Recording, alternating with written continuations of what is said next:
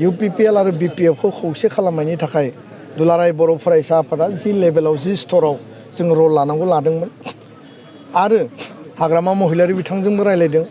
जाय रायलायनायाव रबिराम नार्जारि खाम्फा बरगयारि आरो एबसुनि गाहाय नेहाथारि खनिन बसुमतारि दङमोन खोब पजिटिभलि बिथाङाबो बुंदों जे ज'यै आवगायलांनायाव बुजाबुजि खालामनायाव आंहाबो पूर्ण समर्थन दङ नोंसोर रायलायलांबाय था आरो मानगोनां प्रमद बर' बिथांजोंबो जों रायलायदों बिथांजों रायलायनायाव बिथाङाबो बुंदों जे खौसेथिनि थाखाय आं जेब्लायबो पजिटिभ बेनिखायनो खेबथाम खेबब्रै दिल्लीयाव सिलिगुरियाव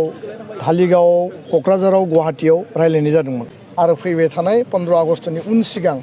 बर'नि मोन 14 आफादफोरखौ लानानै फिन जों सावरायफिनगोन मोन्नैबो हान्जानिसिम जोंनि मेसेजआ क्लियार जे बबेबा नङा बबेबा स्तराव दैदेनगिरिफोरनि गेजेराव सावरायफिनलायनायनि परिबेस खालामलायनो हायो नामा आरो बे परिबेसखौ बिल्ड आप खालामनायनि थाखाय बयबो जाहाथे पजिटिभलि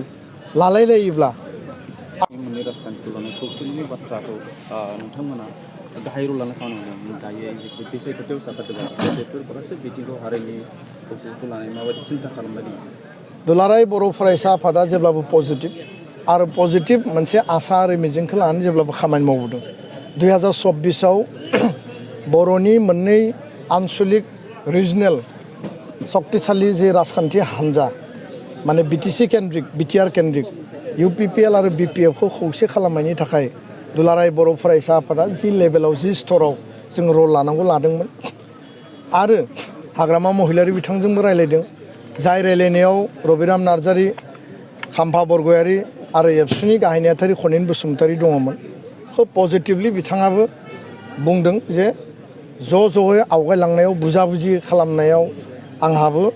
पूर्ण समर्थन दङ नोंसोर रायलायलांबाय था आरो मानगोनां प्रमद बर' बिथांजोंबो जों रायलायदों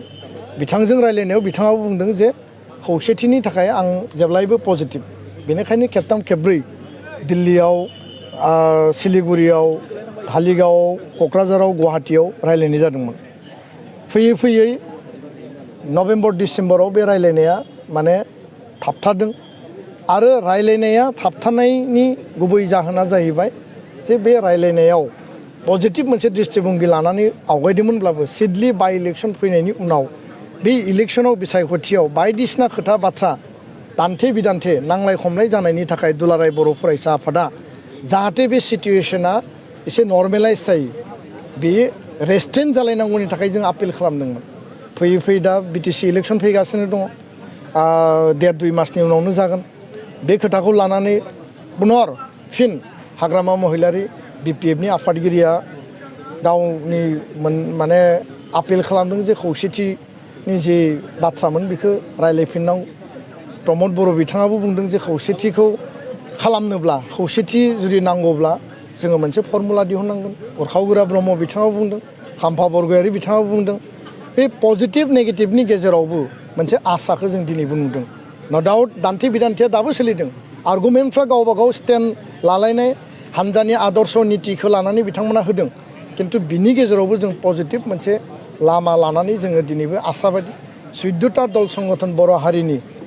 बर' थुनलाइ आफाद बारग' BLT बारग' NDFB हारिमु आफाद आइजो अनसाय आफाद गासैखौबो लानानै दुलाराय बर' फरायसा आफादा सावरायदों बयनिबो मता बेनो जे बर' हारिया खौसे आवगायलांनांगौ जे जोंनि आत्मनियन्त्रण सेल्फ डिटारमिनेसननि जे मोनसे अट'नमि मोनबाय BTR बे 6 सिडुलखौ जोङो मजबुतै आनसलिक शक्तिनि गेजेरावनो सामलायलांनांगौ आरो राष्ट्रीय दला जेरैबायदि जेराव मदद होनांगौ होगोन जेरैबायदि जों काउन्सिल सालायनायाव थाखा फैसा रां रुफा फाइनेन्सियेल जिखिनि दिल्ली आरो दिसपुरा रेसपन्सिबिलिटि दङ बेखौ मावफुंगोन दा बेखायनो जोंनि आपिला बेनो जे जाहाथे दान्थे बिदान्थेनि गेजेराव जाहाथे आक्रमण आरो प्रत्याक्रमणनि गेजेराव खौसेथिनि आधारा जेब्लाबो थायो आरो फैबाय थानाय 15 आगस्टनि उन सिगां बर'नि मोन 14 आफादफोरखौ लानानै फिन जों सावरायफिनगोन मोन्नैबो हान्जानिसिम जोंनि मेसेजआ क्लियार जे बबेबा नङा बबेबा स्तराव दैदेनगिरिफोरनि गेजेराव सावरायफिनलायनायनि परिबेस खालामलायनो हायो नामा आरो बे परिबेसखौ बिल्ड आप खालामनायनि थाखाय बयबो जाहाथे पजिटिभलि लालायलायोब्ला आरो 30टा गुबुन गुबुन हारिनि दल संगठनफोरखौ लानानै जे CBTR आफाद दङ बिथांमोनजोंबो जों सावरायगोन दा बेखायनो आपिला जेब्लाबो थागोन मिडियायाव जि आपिल बास्तबावबो बेनो आरो टेबोलावबो बेनो दुलाराय बर' फरायसा आफादा जोङो बुंनायनिख्रुइ प्रेक्टिकेलि बांसिन खामानि मावो आरो प्रेक्टिकेल फिल्डआव खामानि मावनो थाखाय दैदेनगिरिफ्रा मोननै दोलोनि दैदेनगिरिफ्रा टप मोस्ट लिडारफ्रा जुदि बयबो एग्रिब्ला बिथांमोना आवगायबोनांगौ जों अलवेज रेडि आरो बे खोथाखौनो आं बुंबाय जे मोननै दोलोनि दैदेनगिरिफोरनियाव बा मोनथाम दोलोनि दैदेनगिरिफोरनियाव बिनि बिबाना बिसोरनि कर्टआवसो बांसिन थागोन खारन बिथांमोननि नीति आदर्श बिथांमोननि दोलोनि सिद्धान्तआ मा बुङो बे नीति आदर्श दोलोनि सिद्धान्तनि सायाव सोनारगोन आरो कुनु क्षमता केन्द्रिक कुनु माने हिसाब निकासनि कन्डिशना फार्स्टआव प्रायरिटि फैनाङा फार्स्टआव सावरायनाया जाग्रोनांगौ बिनि उनावसो बाखि हिसाब निकास बाखि फर्मुला एजेन्डा खोथाया फैगोन गोजोन्थों